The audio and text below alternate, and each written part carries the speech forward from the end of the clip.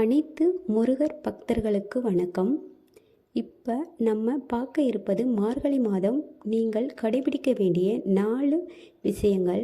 முதல் என்னவென்றால், அதிகாலை 4 மணிக்கு நீங்கள் எந்திரிக்க வேண்டும்.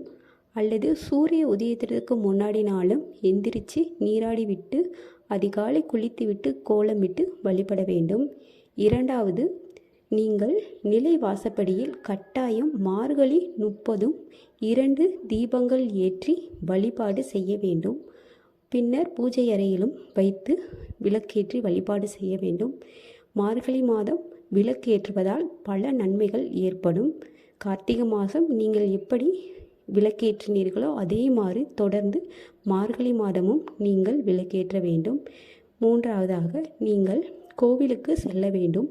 பக்கத்தில் பெருமாள் கோவில், சிவன் கோவில், விநாயகர் கோவில், எந்த கோயிலினாலும் சரி நீங்கள் தினம்தோறும் மார்கழி மாதம் கோவிலுக்கு செல்ல வேண்டும்.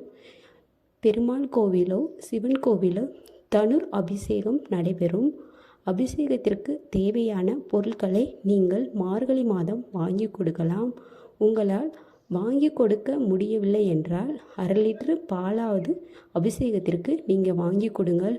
நீங்கள் அபிஷேகத்திற்கு பொருள் வாங்கி கொடுப்பதால் பல நன்மைகள், செல்வங்கள், நோய் நொடியின்றி வாழ உதவும். அதனால் நீங்கள் அபிஷேகத்திற்கு ஏதேனும் ஒரு பொருளை நீங்கள் கட்டாயம் வாங்கி கொடுங்க. நான்காவதாக, கட்டாயம் நீங்கள் கோவிலில் பிரசாதம் செஞ்சு கொடுங்க. தினம்தோறும் பிரசாதம் கோயிலுக்கு போங்க. தினம்தோறும் பிரசாதம் செஞ்சு கொடுங்க. கட்டாயம் நீங்கள் பிரசாதம் செஞ்சு கொடுப்பதால் பல நன்மைகள் உங்களுக்கு கிடைக்கும். சரிங்களா? உங்களால் மாதந்தோறும் கோயிலில் பிரசாதம் கொடுக்க முடியலனாலும் வாரத்தில் 1 முறை, மாதத்தில் 2 முறை நீங்கள் பிரசாதம் செஞ்சு கோயிலுக்கு எடுத்து சென்று பக்தர்களுக்கு கொடுக்கலாம். இல்லை என்றால் 2 பேரும் 3 பேரும் சேர்ந்து நீங்கள் கோயிலில் போய் வீட்டில் இருந்து பிரசாதம் செஞ்சு கோயிலில் போய் கொடுக்கலாம். அன்னதானம் செய்கிறது பல புண்ணியம் நமக்கு கிடைக்கும். மார்கழி மாதத்தை தேவர்கள் நாள் என்று நம் முன்னோர்கள் குறிப்பிடுகிறார்கள். அதனால் மார்கழி மாதம் வழிபாடுக்குரிய மாதம்.